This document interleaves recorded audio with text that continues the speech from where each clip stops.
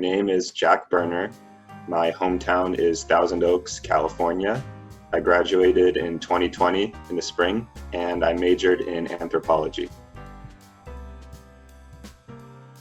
I think one thing that's pretty unique about Anthro is that it's composed of four very different subfields. So it's almost like four majors within one major. There's sociocultural anthropology, there's archaeology, there's linguistic anthropology, and there's biological anthropology. And they're all very different, and they all compose one field, and it makes it very broad, and it has a very wide breadth of possible subjects you can study within it. So sometimes it does seem like it's four majors all kind of packed into one, which I think is pretty unique. There are a few challenging parts.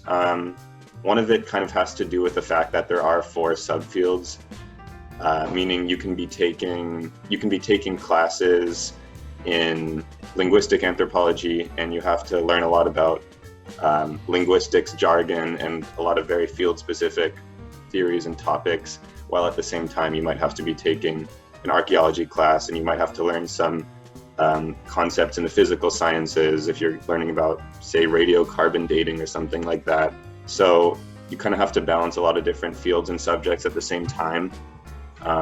It's manageable. And then just like any other social science major, it's just a copious amount of reading and writing. So you have to be prepared to do a lot of writing, a lot of research papers, which in turn involves a lot of reading. I think the most helpful extracurricular sort of thing that I did was I joined the Coatzin Archaeology Association. I think archaeology tends to be the smallest subfield by student bodies, so I met a lot of other people who had similar interests to me.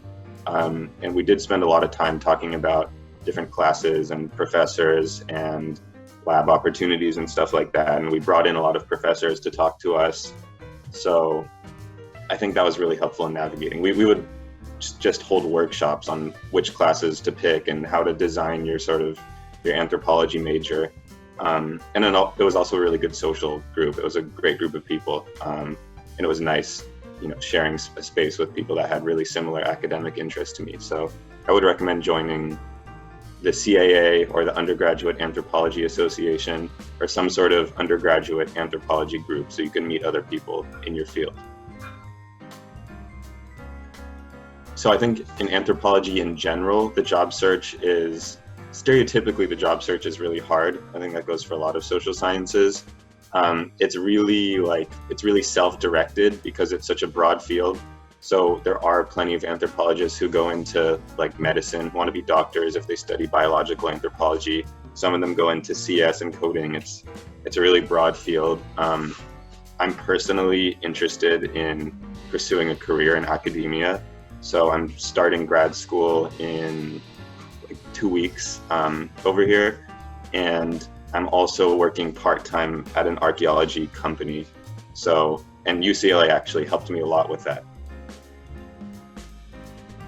I spent basically 3 full years doing research with the anthropology department and with the Coatzin graduate school. The Coatzin Institute is UCLA's Archaeology Institute, and it's a graduate school, but they love when undergraduates volunteer at the labs and work at the labs. So I got a lot of research experience out of UCLA in the archaeology labs. I had no trouble just reaching out to different professors. So one piece of advice I would have for an anthropology major is to not be afraid to hyper specialize in something you find interesting. So it is a really broad field, and it's kind of tempting, I think, to spread yourself very thin and try to learn as much about linguistic anthropology and sociocultural anthropology and archaeology and biological anthropology as possible. But I think it might even be more rewarding if you touch on those other fields, especially because it's required, but also spend a lot of time hyper-focusing on what you find most interesting and taking more classes than are required in that specific field. So I took way more archaeology classes than I technically needed to, but I really wanted to specialize in that. And I think it was extra rewarding because I gained a much deeper knowledge in archaeology than if I had just spread myself evenly between the 4 subfields. So I think it's useful to find exactly what you're interested in. Doesn't have to be right away, but find that and then pursue it more than you pursue the other sort of topics in anthropology. And thank you very much for your time, and go Bruins.